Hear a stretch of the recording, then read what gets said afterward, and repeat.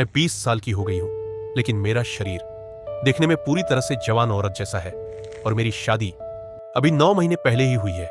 मेरी height 5.7 feet से भी ज्यादा है और मेरा संतरे का साइज भी मस्त है। लेकिन अब ऐसा लगता है कि यह खूबसूरती अब मेरे किसी भी काम की नहीं है, क्योंकि मेरे पति की प्राइवेट जॉब दूसरे स्टेट में लगी हुई है, इसलिए वह शादी के बाद अभी तक घर नहीं आए हैं। मेरे ससुराल में मेरा 16 साल का देवर, मेरे ससुर जी और उनकी मां रहती है। मेरी सासू मां का 2 साल पहले देहांत हो गया था, इसलिए मेरे पति मुझे अपने साथ नहीं ले गए, क्योंकि मुझे घर संभालना था।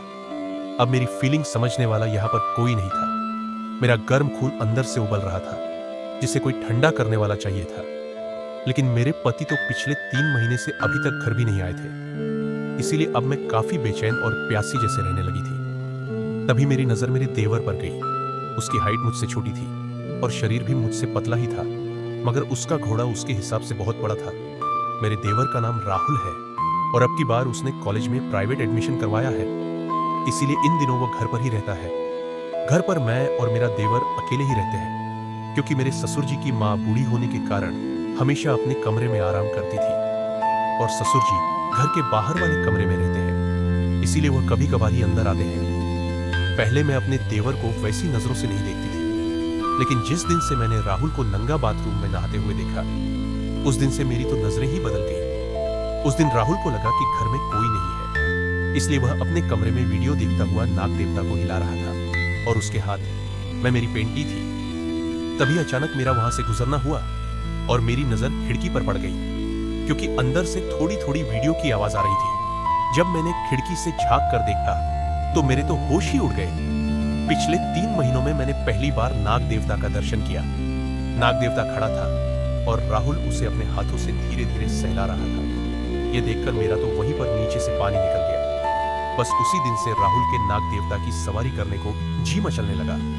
उस दिन मैंने अपने पति को भी फोन किया कि अब आप आ जाइए, मुझसे अब और नहीं रहा जा रहा है। कब तक मैं ऐसे अकेली ही तड़पती रहूंगी? मेरा भी मन करता है, आखिर मैं भी तो एक औरत ही हूं। तभी मेरे पति ने मुझसे माफी मांगते हुए कहा कि देखो काव्या, मैं तुम्हारी बेचैनी समझ सकता हूं, लेकिन मुझे अगले 2 महीने कोई भी छुट्टी नहीं मिलेगी, क्योंकि कंपनी ने कुछ नए प्रोजेक्ट शुरू किए हैं, जिसकी वजह से सभी कर्मचारियों को डबल शिफ्ट में काम करना पड़ रहा है। इसीलिए अगले 2 महीने छुट्टी मिलना तो नामुमकिन है। बस 2 महीने और इंतजार कर लो काव्या, फिर तो मैं लेकर तुम्हारा बुरा हाल कर दूंगा। ऐसा कहकर मुस्कुराते हुए उन्होंने फोन काट दिया। जैसे तैसे करके सुबह हो गई।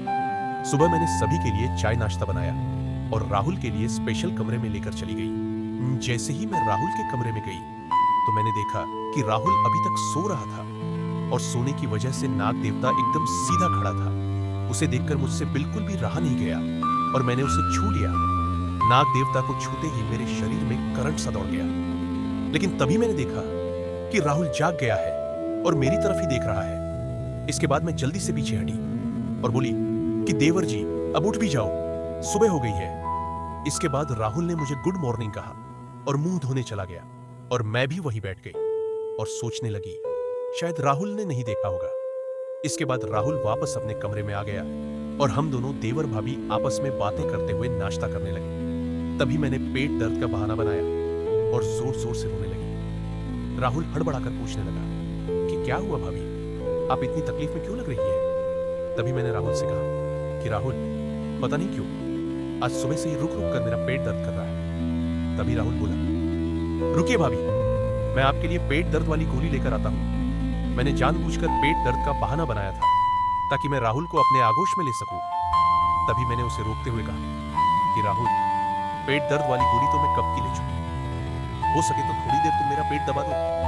राहुल पहले तो थोड़ा सा झिझका, लेकिन मेरे दर्द को देखकर वह बेड पर बैठ गया और पेट दबाने लगा। उस समय मुझे बहुत अच्छा महसूस हो रहा था। राहुल की नजरें भी इधर उधर जा रही थी। तभी घर में ससुर जी के आने की आवाज सुनाई दी तो मैंने राहुल से कहा कि चलो ठीक है राहुल, मैं खाना पकाती हूँ, आज तुम्हारे पिताजी को बाजार जाना है। इसके बाद मैं रसोई घर में चली गई और खाना बना दिया और ससुर जी और बूढ़ी सास को परोस दिया। रसोई में मैं राहुल के लिए रोटियां बना रही थी। तभी पीछे से राहुल रसोई में आ रहा था। मैंने उसे देखकर पहले से ही अपना साड़ी का पल्लू नीचे डाल दिया।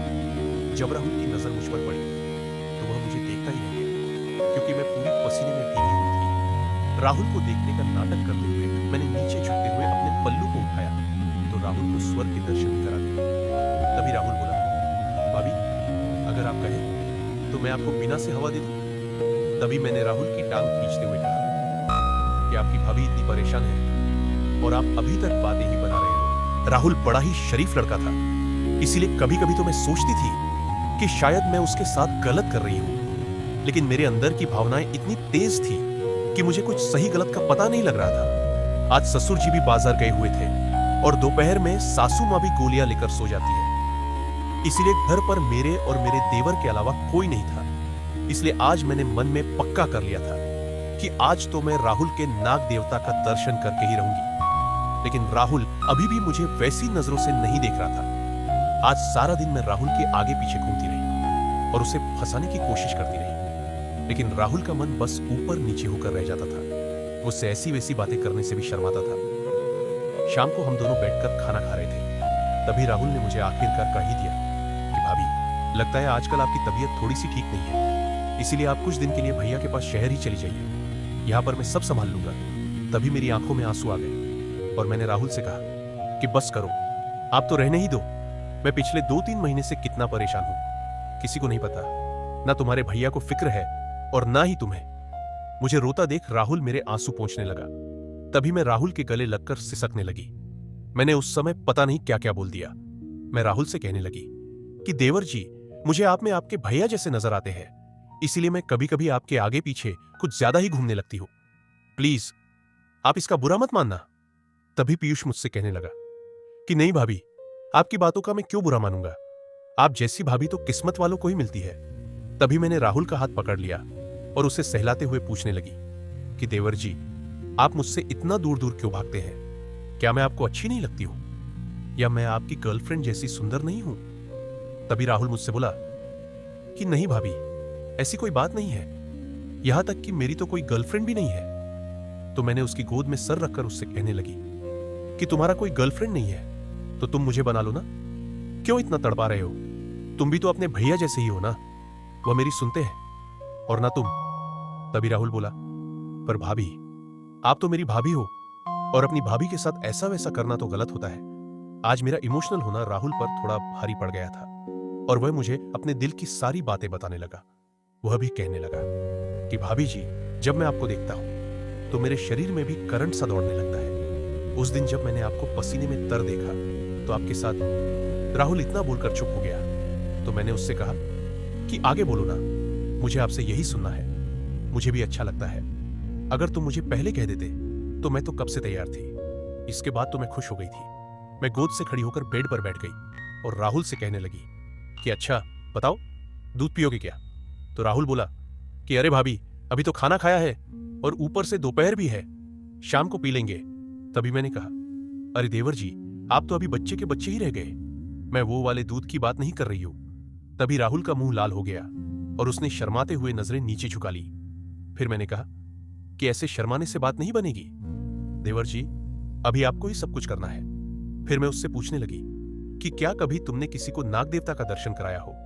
तो वह कहने लगा कि नहीं भाभी, मैं किसी को नाग देवता का दर्शन नहीं कराया हूं। इतना सुनकर तो मैं हंसने लगी और उससे कहने लगी कि चिंता मत करो, तुम्हें और मुझे दोनों को ही बड़ा मजा आएगा। चलो अब जल्दी से तैयार हो जाओ।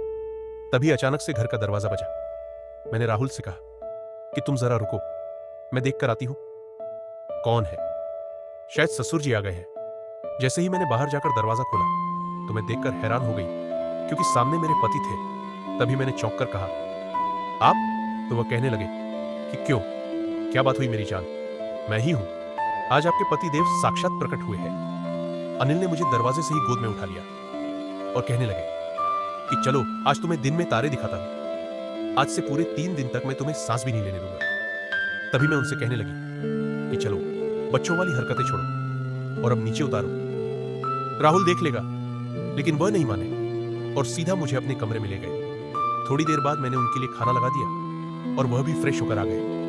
राहुल भी उनसे मिला और हम तीनों ने दोपहर का खाना खाया। मैंने उनसे पूछा भी कि आप तो कह रहे थे कि अगले 2 महीने तक कोई छुट्टी नहीं मिलेगी, फिर कैसे आ गए? तो वह कहने लगे कि बस तुम्हारे लिए ही आया हूं। खाना खाकर हम सभी आराम करने लगे और शाम तक ससुर जी भी आ गए तो सभी लोग बहुत खुश थे। अनिल भी अपनी बहुत सारी बातें सुनाने लगे। और रात को खाना खाकर हम सो गए। मैंने उस रात अनिल से बहुत सारी बातें की और उसने भी बहुत बातें बताई, लेकिन वह दिन में थकने के कारण आधे घंटे ही ले पाए। लेकिन 3 महीनों बाद उस आधे घंटे में मुझे स्वर्ग जैसा आनंद मिला। अब अनिल 5 दिन रुके थे और इन 5 दिनों में उन्होंने मेरा बुरा हाल कर दिया था। देने के बाद मैं ठीक से चल भी नहीं पाती थी। वह दिन में भी और रात में भी, कमरे में भी और यहां तक कि बाथरूम में भी लेने लगे थे। या 5 दिन कब निकल गए मुझे बिल्कुल भी पता नहीं चला।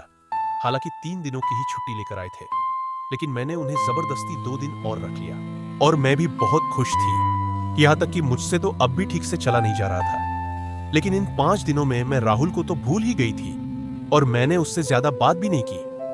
अनिल के आने के तीसरे दिन बाद से राहुल घर में नहीं दिखा।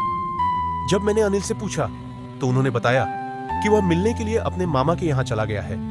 अनिल को गए हुए पूरे 5 दिन बीत चुके थे और पीयूष भी अभी तक नहीं आया था। तो मुझे चिंता होने लगी कि कहीं राहुल मुझसे नाराज तो नहीं हो गया है। इसीलिए मैंने हिम्मत करके उसकी मामी के यहां फोन कर लिया। उसकी मामी से बात करने के बाद मैंने राहुल से बात की और उससे पूछा कि क्या हुआ देवर जी, अपनी भाभी से नाराज हो गए हो क्या? फोन पर तो राहुल ने ठीक ही बात की और उसने कहा कि नहीं भाभी, घर में मन नहीं लग रहा था, इसीलिए सोचा कहीं बाहर मिल लूं। फिर मैंने पूछा कि अब घर कब तक आओगे? तो राहुल ने कहा कि बस कल या परसों तक आ जाऊंगा। इतना कहने के बाद मैंने उससे कहा कि नहीं, तुम्हें कल ही आना है, आप सामान पैक कर लो और कल आ जाना। पहले तो राहुल नहीं माना, लेकिन मैं जिद करके आखिर में उसे मना ही लिया। अगले दिन राहुल घर आ गया और उसने बस मुझे नमस्ते किया और अपने कमरे में चला गया। दोपहर तक कुछ नहीं बोला और खाना खाकर सो गया। फिर मुझे पता चल चुका था कि राहुल मुझसे नाराज है। उसे मनाने के लिए दोपहर में मैंने उसकी पसंद का सूजी का हलवा बनाया और उसके कमरे में देने को चली गई। मैंने नहाकर लाल रंग की साड़ी पहनी और उसे खुश करने के लिए थोड़ा सा हार श्रृंगार भी कर लिया। मैं उसके सामने गई तो वह बेड पर सोकर फोन देख रहा था और मुझे देखकर बैठ गया।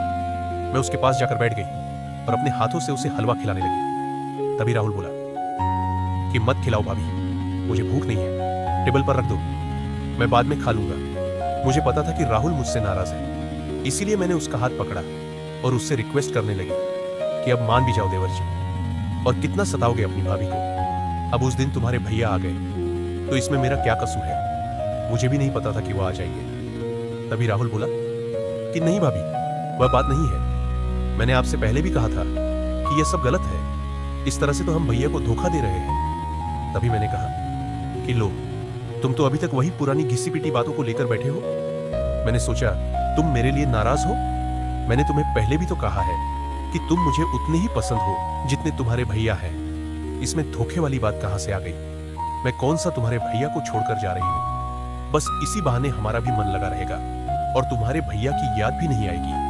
अब अगर भाभी अपने देवर से मजाक नहीं करेगी तो और किससे करेगी? चलो छोड़ो देवर जी, अगर तुम्हें अच्छा नहीं लग रहा है तो फिर रहने दो, मेरी जिंदगी तो बेरंग है ही। चलो ठीक है, लेकिन हलवा तो खा लो, कब से ठंडा हो रहा है। फिर राहुल हंसकर बोला कि अच्छा, अब हलवा ही खिलाओगी या फिर दूध भी पिलाओगी?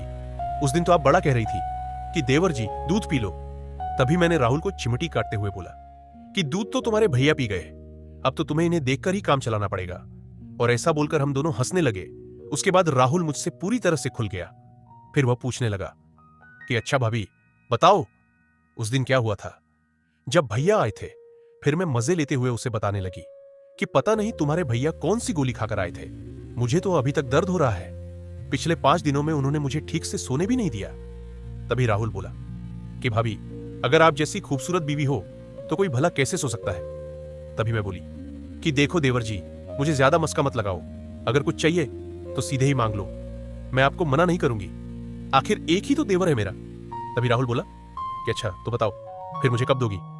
तभी मैं बोली कि सही वक्त आएगा तो दे दूंगी, इतनी भी जल्दबाजी मत करो।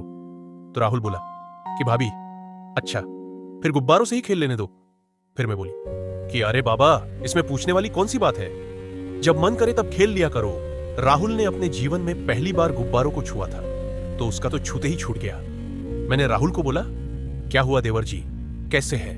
तो पीयूष शर्माते हुए बोला कि मेरा तो निकल गया भाभी जी। तभी मैंने मुस्कुराते हुए पूछा कि क्या निकल गया? तो राहुल बोला वही जो निकालना होता है। इसके बाद हम दोनों जोर जोर से हंसने लगे। तभी मैंने कहा कि देवर जी, आप तो बहुत नरम निकले। इस प्रकार अब राहुल मेरे साथ बहुत मस्ती करता और मैं भी उसके साथ बहुत मस्ती करती थी। वह मेरे कामों में भी हाथ बटा देता। अब मैं अनिल को भी घर आने के लिए परेशान नहीं करती थी। मैं और राहुल दिन में खूब मस्ती करते और इसके बारे में मैं अनिल को भी बताती तो वह भी खुश होता कि चलो अच्छा है, तुम्हारा मन लगा हुआ है। राहुल को दूध पीना बहुत अच्छा लगता था, तो वह दिन में हर वक्त दूध पीने की जिद करता रहता। लेकिन अभी भी मुझे पीयूष की नजरों में बुराई दिखाई नहीं दी थी। वह बहुत ही सीधा साधा था। मैं जो भी कहती तो वह मान लेता। इसी कारण मुझे उस पर बहुत लाड़ प्यार आता था। वह हमेशा लेने की बातें करता रहता, लेकिन उसने अभी तक नहीं ली थी, क्योंकि उसके मन में अभी तक यही चलता था कि यह गलत है। लेकिन अगर वह लेने को कहता तो मैं मना भी नहीं कर पाती। अब वह अपनी गर्लफ्रेंड की बातें भी मुझे बताता, बाहर के लड़कों की बातें भी बताता और हमेशा मजाक करता।